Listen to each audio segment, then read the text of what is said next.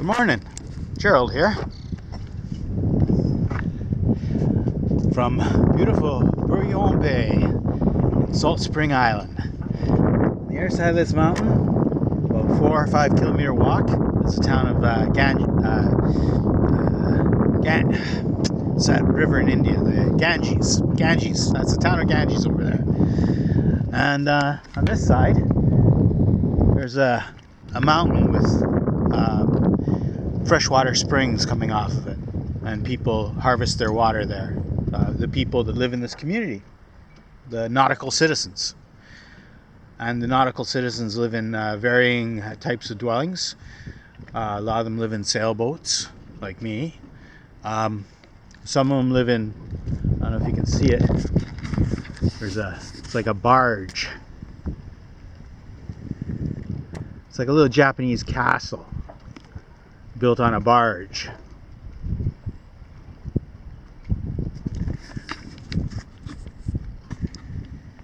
And the reason why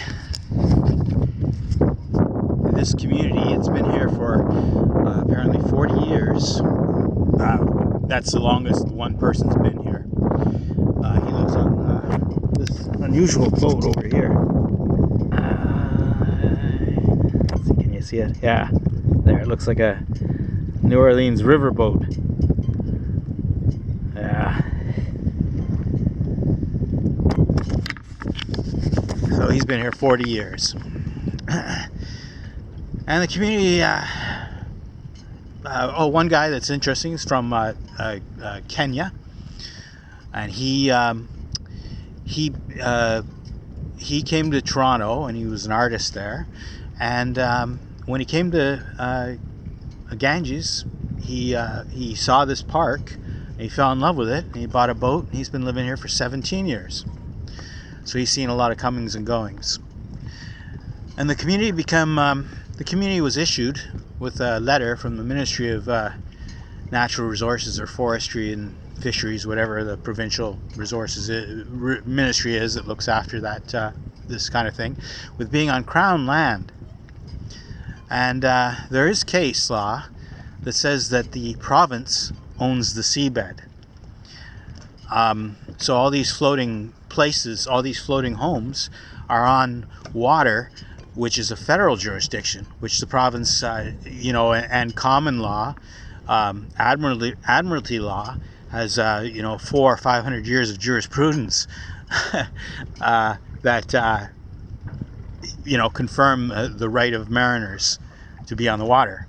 Wars have been fought over this issue. The Crimea War, the Gulf of Sidra.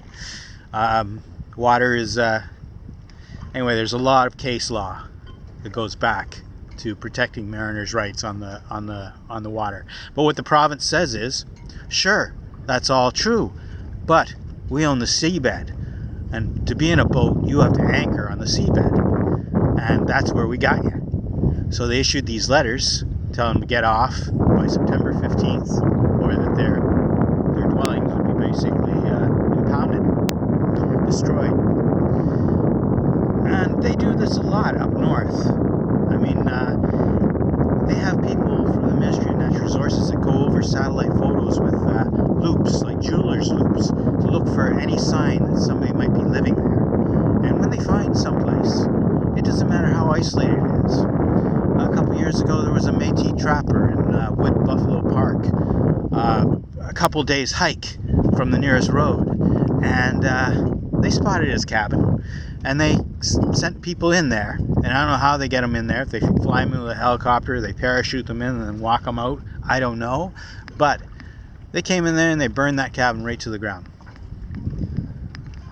Government wants you paying rent or mortgages. They don't want you living free upon the land here like these guys, like I'm doing, and getting your water from the mountain and eating oysters from the shore. No, it's really a control world. So anyway, I'm going to be doing some interviews with some of the residents here. Today I'm going over to a guy who's been living here. He's from East Germany, and he's been living upon the water now for 50 years. And he's defying the order. He's not moving. He says that he's got arthritis, and he has a sailboat which is tied to a dock. That's an interesting thing about this bay. The tide comes in through this thing called the Samson Narrows, and it's millions and millions of gallons or liters of seawater. And what it does is it creates an eddy, and it brings all this flotsam into this bay. And so any flotsam that's desirable, like canoes, paddleboards, fishing boats, whatever, gets kept. And then when the tide goes out again, it creates another eddy that sucks everything out of the bay. So what happened? Well, there's two theories why suddenly this community has become to the attention of the authorities.